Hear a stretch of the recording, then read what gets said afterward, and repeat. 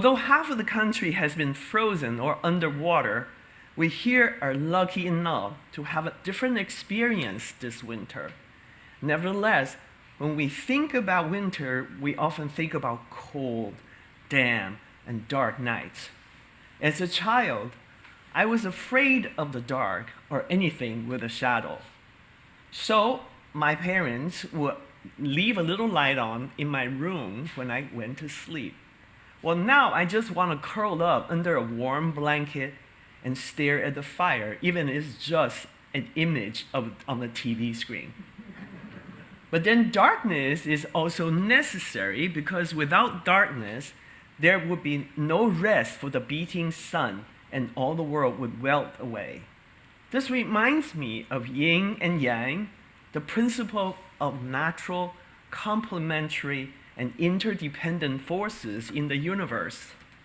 Yang represents anything masculine: the light, the sun, the day, the hot, dry, hard, summer, active, awake, and loud.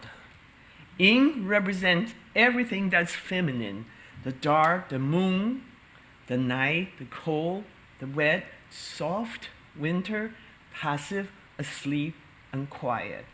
One cannot exist without the other one. The cold, damp, and dark do not necessarily mean negative, though. It is like the roots underground.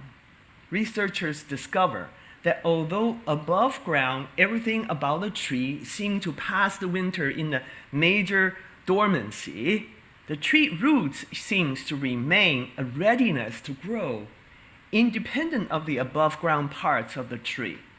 That is, the roots remain mostly inactive, but can and do function and grow during the winter months, whenever the soil temperatures are favorable, even if the air above ground is brutally cold.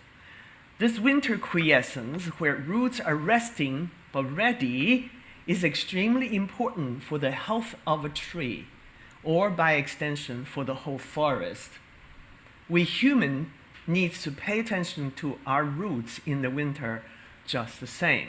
We can rest and be ready too. The modern world seems to often overplay the masculine, the sun, the active energy, or anything above ground, like the trees. It often neglects the importance of feminine, the moon, passive energy, or anything underground like the roots.